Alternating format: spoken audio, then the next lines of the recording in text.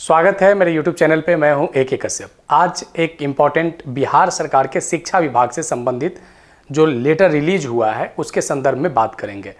बिहार सरकार के शिक्षा विभाग के अभी जो ACS हैं डॉक्टर S सिद्धार्थ, इन्होंने एक लेटर निकाला है और इस लेटर में शिक्षा विभाग के शिक्षक के अलावे शिक्षा विभाग में कार्य कर रहे वरीय पदाधिकारी को भी इस लेटर में उन्होंने एक दिशा निर्देश और एक आदेश निकाला है।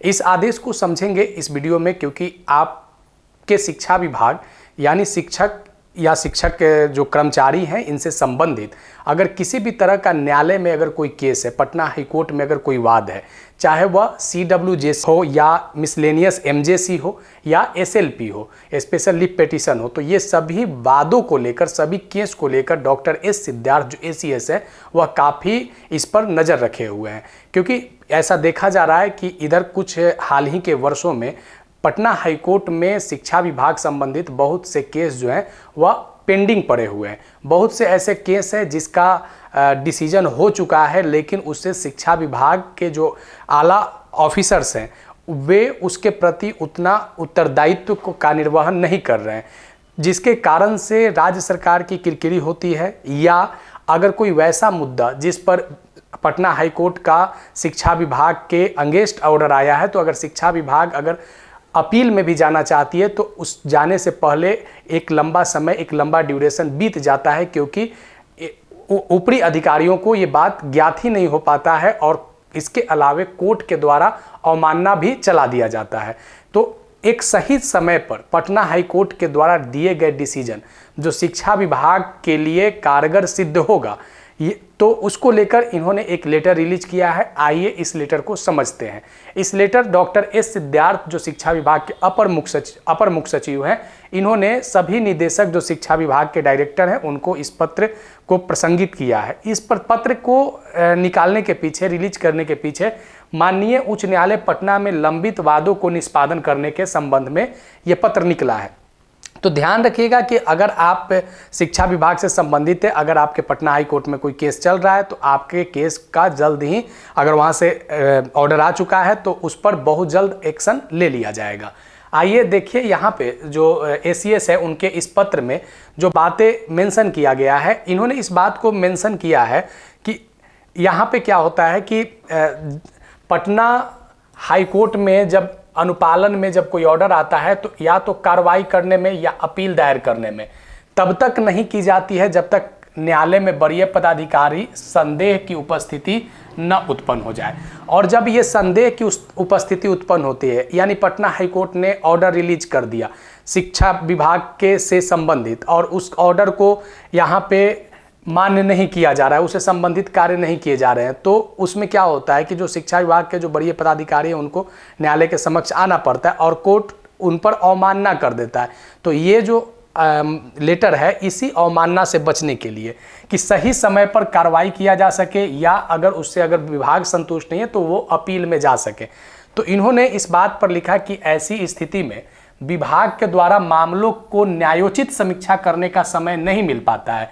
ठीक है, तो न्यायोचित समीक्षा यानी जो जुडिशियल रिव्यू अगर करवाना भी चाहे तो जुडिशियल रिव्यू का समय नहीं मिल पाता है, क्योंकि कई बार जब ऑर्डर आता है तो उसके विरुद्ध ससमय अपील दायर नहीं किया जा सकता है। यह अत्यंत अवांछनीय स्थिति है। यह स्पष्ट किया जाता है कि ऐसी स्थिति में जो सहायक प्रशाखा पदाधिकारी हैं, जो सहायक प्रशाखा पदाधिकारी और प्रशाखा पदाधिकारी की याचिकाकर्ता के साथ मिली भगत मानते हुए जिम्मेवार सहायक शाखा पदाधिकारी और प्रशाखा पदाधिकारी और अन्य दोषी कर्मी को सीधे निलंबित करते हुए विभागीय कार्रवाई की जाएगी। बहुत बड़ा एक ऑर्डर है। अगर कोर्ट का आदेश है तो बहुत जल्द उन सभी पेंडिंग आदेश पर बिहार सरकार के शिक्षा विभाग एक्शन लेने जा रही है, क्योंकि यहाँ इस लेटर में एकदम सीधे ACS ने इस पत्र में एकदम जाहिर कर दिया है कि जो असिस्टेंट सेक्शन अफसर हैं या सेक्शन अफसर जो हैं उन लोगों का मिली भगत होता है। अगर ऐसा पकड़े जाते हैं, संलिप्तता अगर होता है तो उन पर विभागीय कार्रवाई किया जाएगा। और इतना ही नहीं उन्होंने किया, कहा कि विभाग के विरुद्ध अगर कोई दायर वाद है तो उसके अवलोकन और अनुश्रवण हेतु सितंबर 2022 से court case monitoring system portal पर क्रियाशील है। उल्लेखनीय है कि court case monitoring system portal में विभाग के विरुद्ध दायर वादों की पूर्ण सूची उपलब्ध नहीं है, जिसके लिए कार्रवाई प्रक्रिया अधीन है। यानी जो केस ऑनलाइन जो शिक्षा विभाग का मॉनिटरिंग जो होता है उसके विषय में भी इस लेटर में इन्होंने संदर्भित किया और कहा कि जो मॉनिटरिंग लिस्ट है उसको भी आप अपडेट कीजिए। तो ध्यान रखिएगा, जो ACS बिहार सरकार के शिक्षा विभाग के हैं, ये केवल शिक्षकों के लिए ही नहीं बल्कि संबंधित जो पदाधिकारी हैं जो न्यायालय से संबंधित वादों को देखते हैं उनको भी इस लेटर के माध्यम से उन्होंने सजग आदेश दिया है। ध्यान रखिएगा, इसके बाद इन्होंने 3 पॉइंट में जो बात किया है कि उक्त सूची संबंध में उप निदेशक प्रभारी पदाधिकारी के माध्यम से प्रशाखा को उपलब्ध कराएंगे और एक इन्होंने लिस्टिंग किया है। इस लिस्टिंग में कौन कौन शामिल होंगे, विधि कोषांग वाले कैसे शामिल होंगे और कैसे प्रशाखा से प्राप्त जो अभिलेख होगा, जो रिकॉर्ड होगा, उसको कोर्ट केस मॉनिटरिंग सिस्टम पर कैसे अपलोड किया जाए। और यहाँ पे ये तय किया गया कि जानबूझकर चूक दिखा देना या विलंब किए जाने का अगर तथ्य प्रकाश में आता है तो संबंधित कर्मी के विरुद्ध कार्रवाई किया जाएगा। तो बिहार सरकार का शिक्षा विभाग काफ़ी एकदम एक्शन मोड में है।